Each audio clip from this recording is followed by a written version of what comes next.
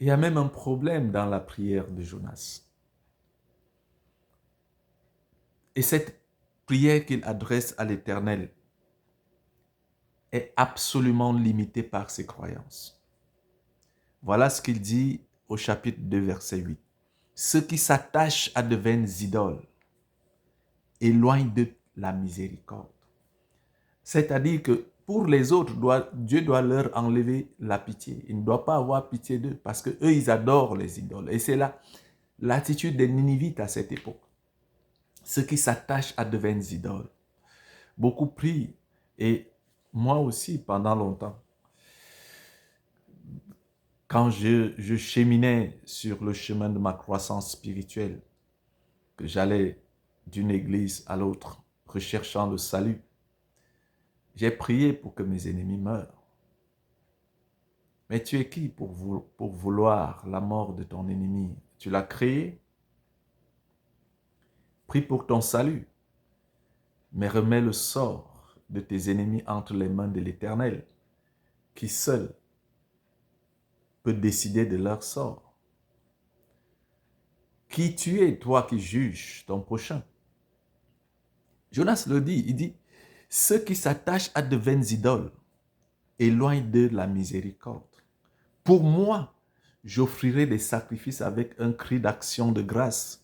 J'accomplirai les vœux que j'ai faits. Le salut vient de l'Éternel. L'Éternel. Et tu vois, l'Éternel va se rendre compte que véritablement son homme est limité. Ce qu'il veut lui faire comprendre, il n'arrive pas à le comprendre. Là, il est dans le ventre du poisson. Il est en train de dire que les autres, ils n'ont pas droit au salut parce qu'eux, ils s'attachent à de vaines idoles. Mais quand est-ce que vous êtes venu leur annoncer l'évangile? Quand est-ce que vous leur avez dit que Dieu était le seul vrai Dieu et vous leur avez montré comment il devait être adoré? C'était la mission de Jésus. Parce que Dieu s'était rendu compte que véritablement si les choses continuaient comme ça, le salut n'allait pas arriver. Il fallait qu'il vienne lui-même dans la chair d'un homme, Jésus de Nazareth, pour accomplir la véritable mission telle qu'il l'avait pensée depuis son Saint-Siège là-haut. Et jusqu'ici, Jonas, il est dans le ventre, mais il ne peut pas comprendre. Jonas est dans la détresse, il est perdu. Jonas est désemparé. Il pensait que rendu dans le ventre du poisson, il serait broyé, il serait transformé en bouillie. Mais non, il est vivant. Et là, il est en train de prier. Et quand il prie encore, sa prière est manifeste même de ses limites spirituelles.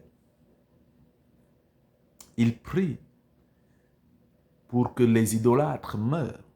Mais les idolâtres aussi sont créés par Dieu. Et cependant, Dieu est miséricorde. Dieu ne fait pas trop cas de nos limites, encore qu'il les connaît. Il connaît nos limites, il connaît nos faiblesses. Il connaît jusqu'où nous pouvons aller. Il nous connaît mieux que nous-mêmes. Et il est écrit que l'Éternel parla au poisson et le poisson vomit Jonas sur la terre. Voilà. En fait, Dieu n'avait pas voulu que Jonas meure. Un enfant de Dieu est sous la miséricorde de l'Éternel. Dieu est amour. Sa miséricorde est une miséricorde exceptionnelle. Sa grâce est incommensurable, illimitée. Son amour pour nous est inquantifiable. Jonas est donc sous la grâce de l'Éternel. C'est d'autant plus qu'il est son prophète. C'est d'autant plus qu'il est son serviteur et il doit accomplir la mission. Parce qu'il va l'accomplir, la mission, quel que soit le cas, quelle que soit la situation, quelle que soit l'épreuve. Il connaît son Jonas, c'est lui qui l'a créé. Et il ne lui aurait pas confié cette mission s'il le savait incapable de l'accomplir. Ça aussi, c'est Dieu. Les degrés de difficulté et d'épreuve que tu connais dans ta vie est proportionnel à la considération même que Dieu a pour toi. Aux grands hommes les grands défis.